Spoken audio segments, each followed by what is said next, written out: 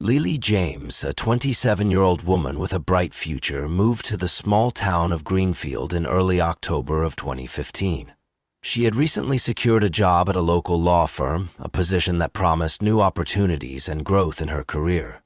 Having grown up in a bustling city, the quiet, slower pace of life in Greenfield seemed like the perfect place to start fresh.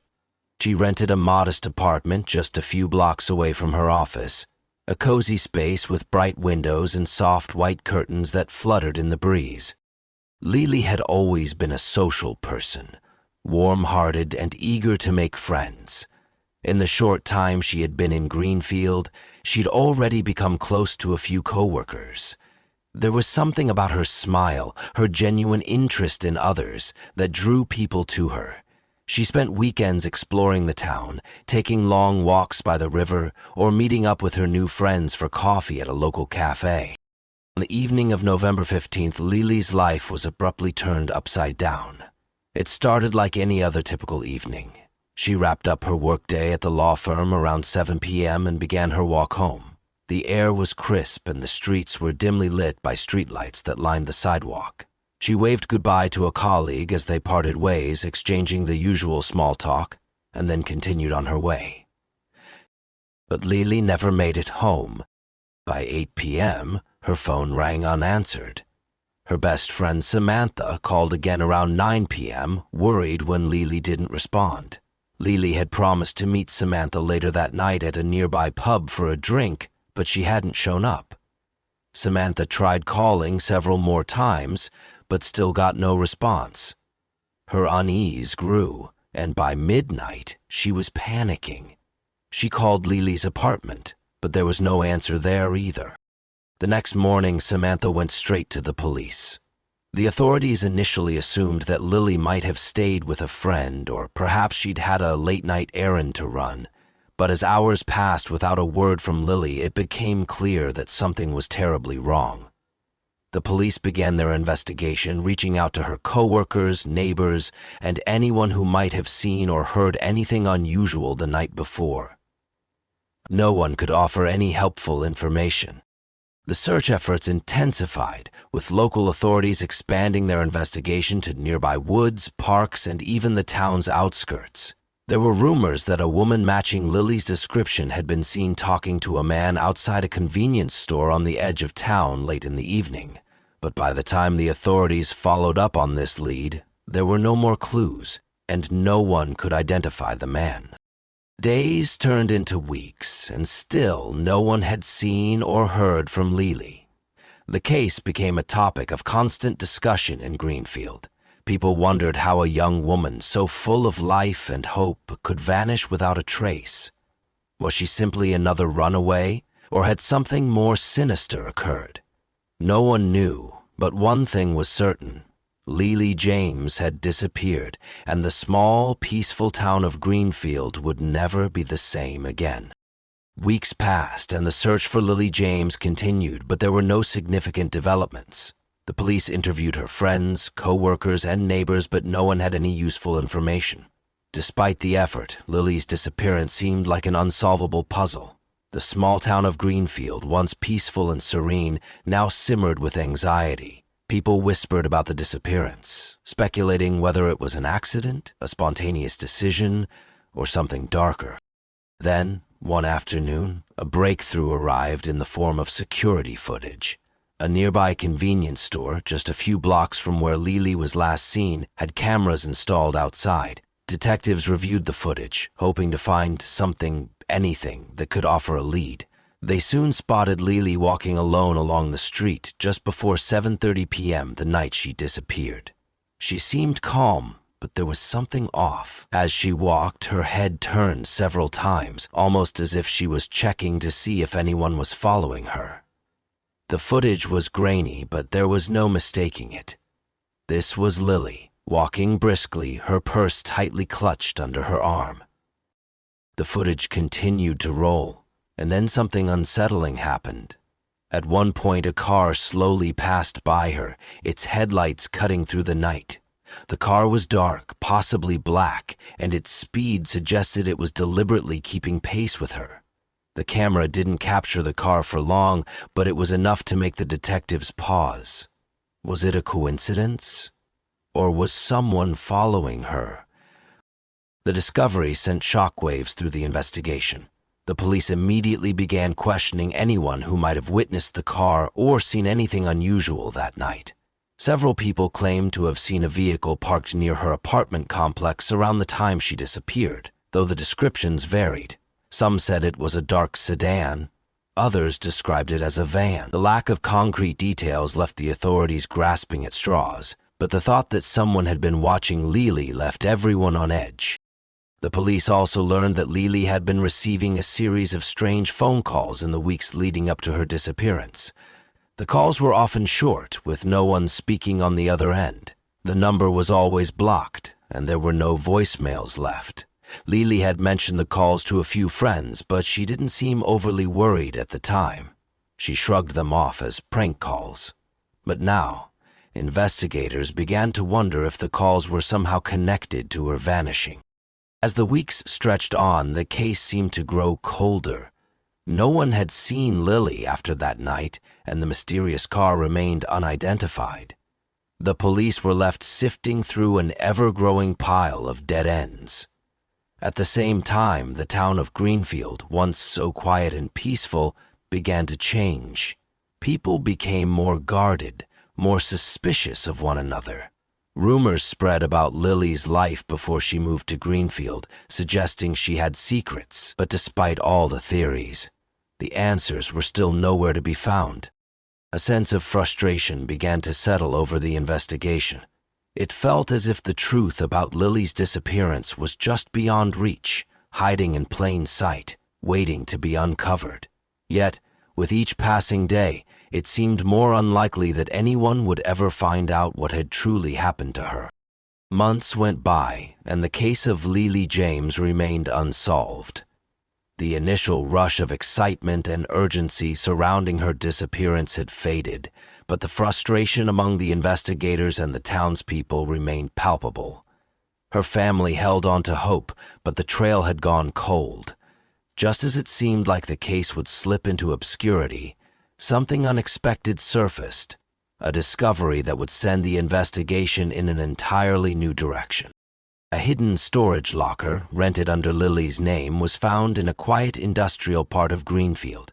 The police had overlooked it initially, but after months of combing through old records, they finally uncovered it.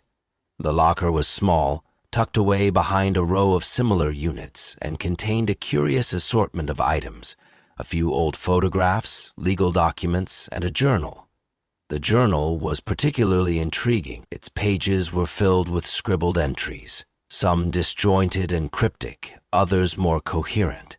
At first glance, they didn't appear to be connected to anything unusual, but as detectives began to read, they noticed a troubling pattern. The journal spoke of a man named Mark Donovan. Lilie had mentioned him several times, though never in a way that suggested she was still involved with him. In fact, the entries hinted at something darker, an unhealthy, even dangerous connection that had never fully been severed. According to the journal, Mark had been a figure from her past, a man she had once dated years ago. However, as time went on, she began to distance herself from him, recognizing the toxic nature of their relationship. Mark had a criminal history with arrests for assault and other violent offenses. Lilie had been trying to break free of him, but the journal revealed that Mark had not taken kindly to her decision to leave. The more they read, the more troubling the entries became. Lilie had written about feeling watched, and there were references to strange phone calls that mirrored the mysterious calls she had received in the weeks leading up to her disappearance. One particular entry was chilling. "I think he's following me again. He won't let go. I feel trapped." The words were unsettling, suggesting that Lilie was living in constant fear, even after she had moved to Greenfield to start over. This discovery changed everything. It became clear that Mark Donovan was not just a part of Lilie's past, but a possible suspect in her disappearance. The police immediately tracked him down, hoping to question him and find out if he had any involvement in her vanishing. However, when they located Mark, they learned that he had an alibi for the night Lilie disappeared. He was in another town, far from Greenfield, during the time she was last seen. However, this seemed to clear him as a direct suspect, but the investigators weren't ready to give up on him entirely. They began digging deeper into his connections to Lilie, searching for any other clues that could tie him to the case. Meanwhile, the police began to wonder if someone else was involved. Could there have been a second person who had been involved in keeping track of Lilie's every move? Was Mark just the tip of the iceberg, and had someone else been the true mastermind behind her disappearance? As they continued to investigate Mark's past, they uncovered more disturbing connections. People he had associated with, old acquaintances who had served time with him. But no direct evidence linked him to Lilie's disappearance, and it felt like another dead end. Just as hope was starting to fade once again, a breakthrough came when a new witness came forward, someone who had seen something that could change everything. The case of Lilie James had dragged on for months with no substantial leads, but everything shifted when a woman named Rachel Morgan contacted the police. Rachel, a 32-year-old waitress at a local diner, had been walking home late one night when she witnessed something strange that had stuck in her mind ever since. Rachel had heard about Lilie's disappearance and, despite the passage of time, couldn't shake the feeling that she might know something that could help. It had been nearly 3 months since the night Lilie went missing, but Rachel's memory was still vivid. On the night of Lilie's disappearance, Rachel had finished her shift around midnight. The diner was located a few blocks from where Lilie lived, and Rachel had often walked home alone along the same quiet streets. That night, however, as she passed a corner near Lilie's apartment complex, she noticed something odd. She saw a car parked by the curb, the engine running, with its headlights dimmed. The car seemed to be waiting for someone. At first, Rachel didn't think much of it, but as she got closer, she saw a woman standing by the passenger side of the car. The woman looked familiar, and Rachel quickly realized it was Lilie. Rachel's heart sank. She'd seen Lilie walking around the neighborhood on several occasions. The woman standing by the car was clearly Lilie, but what struck Rachel was how the interaction seemed off. Lilie appeared to be arguing with the man in the driver's seat. From where Rachel stood, she could not make out the details, but it was clear that something wasn't right. Lilie was hesitant to get into the car, shaking her head and holding her hands up as if to refuse. Rachel watched for a few moments, unsure of what to do. She wasn't close enough to hear their conversation, but the body language was enough to make her uncomfortable. Something told her that Lilie was in trouble. As she turned to continue on her way, Rachel noticed that the car slowly began to move forward, and she saw Lilie getting into the passenger seat. At that moment, Rachel felt an overwhelming sense of dread. She told herself it was nothing, that it could be a misunderstanding, but something nagged at her. She couldn't shake the image of Lilie's hesitant movements and the fear in her posture. The next morning, Rachel saw a news report about Lilie's disappearance. She immediately knew she had to speak up. After contacting the police, Rachel provided them with the information she had. Her testimony gave the investigators a much-needed lead. Rachel confirmed the sighting of Lilie getting into a car, but what she had not been able to do was identify the driver. The police immediately put out an appeal for more information about the vehicle, a dark-colored sedan with no noticeable markings or distinguishing features. Detectives worked quickly to follow up on Rachel's statement. They reviewed the neighborhood security cameras and were able to narrow down the time frame. They also discovered footage of the car passing through an intersection, but unfortunately, it didn't capture the license plate. However, the car's model and the way it had been parked near Lilie's apartment became a key detail. At this point, the investigation began to turn a new corner. Through their research, the police identified the car's owner, David Harper, a local mechanic with no known criminal record. David, when questioned, denied having any involvement with Lilie. He claimed he didn't even know her, but something didn't sit right. The police dug deeper into David's background and soon discovered that he had been a frequent customer at the law firm where Lilie worked, often seeking legal advice for various issues. It wasn't much, but it was enough to raise suspicion. David had no direct connection to Lilie in terms of friendship or family, but the fact that he had been seeking legal assistance from the same firm she worked at made him an important figure to investigate. When the police pressed David further, his story remained consistent, but it lacked the confidence of someone who truly believed they were innocent. The investigators began to wonder if David was hiding something. Was he involved with Lilie in some way that he didn't want to admit? Or was he merely another person with a strange connection to her, someone whose involvement in the case was still unclear? As the weeks dragged on, David's connection to Lilie became even more mysterious, and the suspicions surrounding him only deepened. The search for answers continued, and the case took another unexpected turn as investigators began to examine David's ties to other figures in Greenfield. The deeper they dug, the more they uncovered, but none of it added up.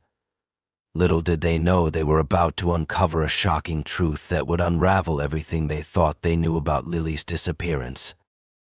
The case of Lilie James had consumed the small town of Greenfield for months, and with each passing day, the mystery deepened. The investigation into David Harper had led nowhere, and just when it seemed like all possible leads had been exhausted, a shocking discovery would unravel the entire case. It began with the uncovering of financial records that linked David Harper to a man no one had expected to be involved, Robert Shaw, Lilie's boss. Robert Shaw was a well-respected lawyer in Greenfield, known for his impeccable reputation and his involvement in various local charities. He had no criminal history, and to the outside world he seemed like a pillar of the community. But as the police began digging into his finances, they found something troubling. Robert Shaw had been making regular, large payments to David Harper. These payments were not for any legitimate service but appeared to be hush money.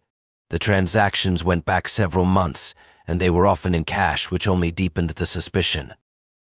The connection between Shaw and Harper was strange, but it didn't end there. Investigators found that Shaw had been involved in a number of shady business dealings. Hidden behind his legitimate law practice were illegal contracts, and even more disturbingly, some of these deals involved money laundering and organized crime.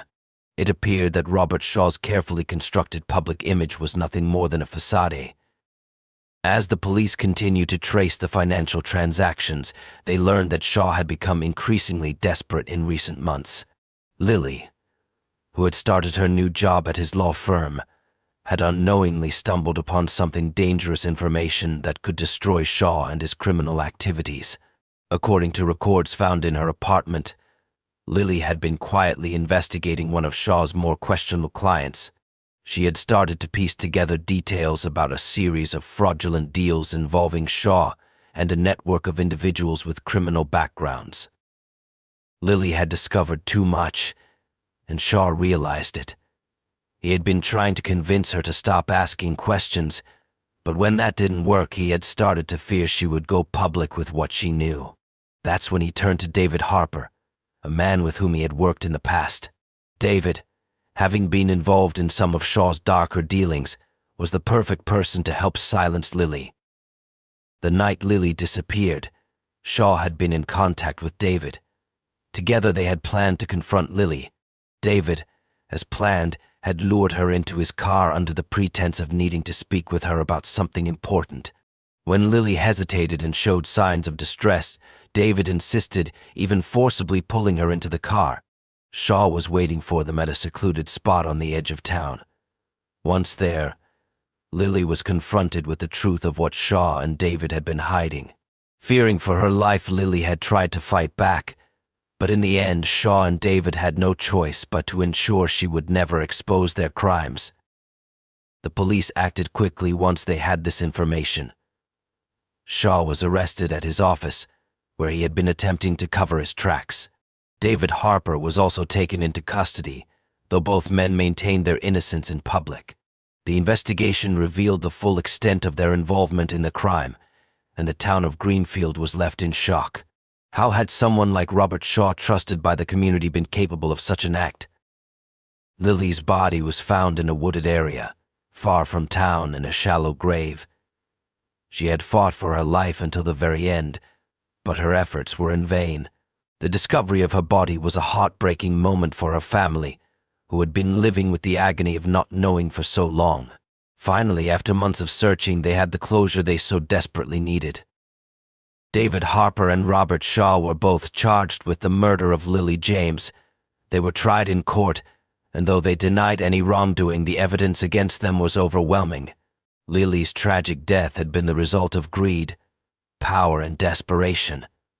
The young woman who had once dreamed of a better life had been silenced because of the dangerous secrets others were determined to keep hidden. In the aftermath of the trial, Greenfield was left to pick up the pieces. The town that had once felt so safe was forever changed. Lilie James, a bright and promising woman, had been taken too soon, but the truth had finally come to light.